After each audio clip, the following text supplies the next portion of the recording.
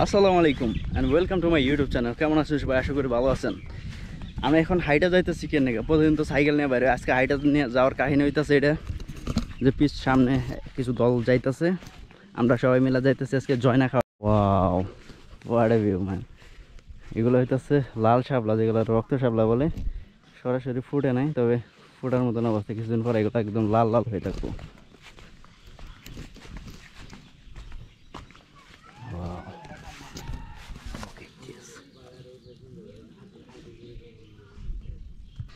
তবে রাস্তায় দেখা হয়েছিল কি সুন্দর ফুল, যেগুলো শাপলা, রক্ত শাপলা বলা হয়। আর এখানে সবাই দাঁড়াইছে কি জয়না আছে গাছে। এটা হইতেছে জয়না গাছ। এটা আমি যখন দেখছিলাম এটা একবার ছোট চিকন আসাল সেটা ইয়ে মুবারক গো বাড়ি আসাল, অনেকটা বেড়েছে গাছে। চরণ যাবো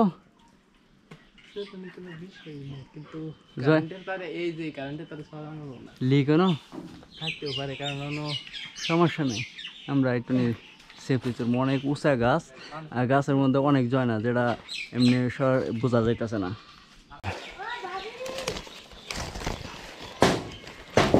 কি জয়না দিব খারাপ আগে আমরা তো ডাইল নেব না, একটা ডাইল আর কি ভাঙ্গানোর লাগলো এটা খারাপ ওমরা যায় না তাহলে।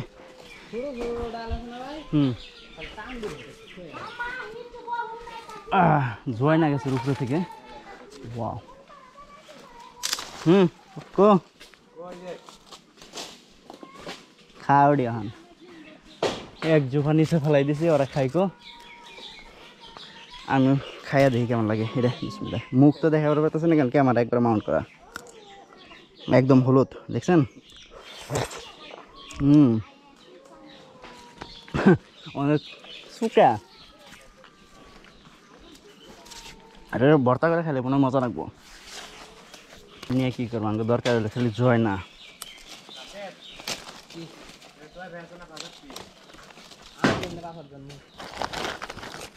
রাশেদের এই বাড়িতে তো আনাগোনা কম, পাসওয়ার্ডটা জানবো কোন থেকে নাকি। এক বেগ না এক দেওয়ার ঘুরে যাবো গা।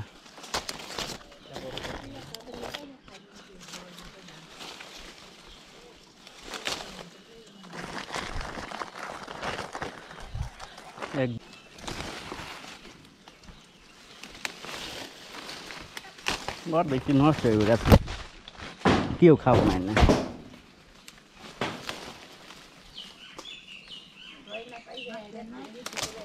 বাতি তো ও আমরা অনেকগুলা জয়না পারছি, এখন গাছেও খাইছি, কিন্তু এখন নিচে নাইমে এরকম লবণ ভরাই। আমি কম না যে শেষ আছে, কারণ অনেক টক হয়ে খাইছে, বড় বড় পারি আসছে।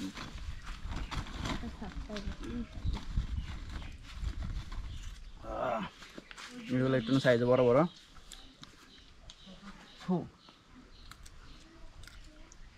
সিলাইলে একদম হলুদ কালারের বাইরে, এরকম লবণ ভরাই খাইলে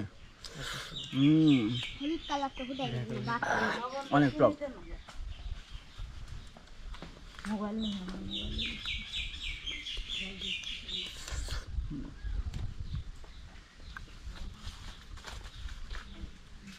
এটা যে বিসি আছে, এটার সিদ্ধ করে, এটার ভিতর থেকে তেল বাই করে, আমি জানি কেমনি করে বাইর করে, তো এটা থেকে তেল বাই করে, ফালানোর কিছু নেই।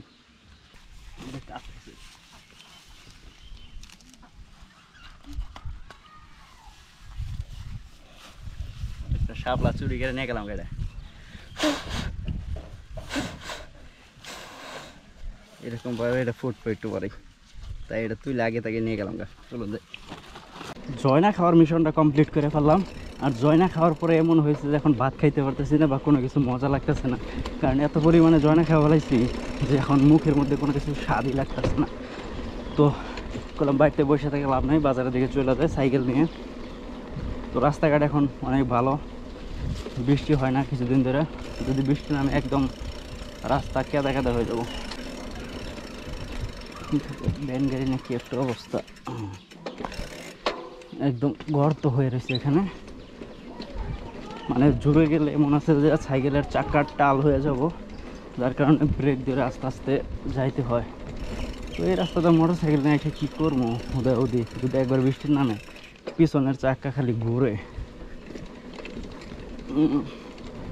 অনেক দিন পরে পরে বৃষ্টি হলে সাইকেল নিয়ে গেতে প্রবলেম হয়, কারণ রাস্তা আমাদের করে ব্যাগ ব্যাগে কাদা হয়ে থাকে।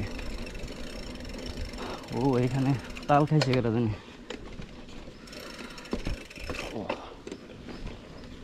বছরে তাল খাইছিলাম কয়েকদিন, বাট এখন খাওয়া হয়নি। এই জায়গাটাতে কি একটা অবস্থা হয়েছে, কাদা লোকের দিয়েছে, এদিকে পুরোটাই কাদা। এদিক দিয়ে কোনো রকমে শুধু যাওয়া যায় সাইড দিয়ে।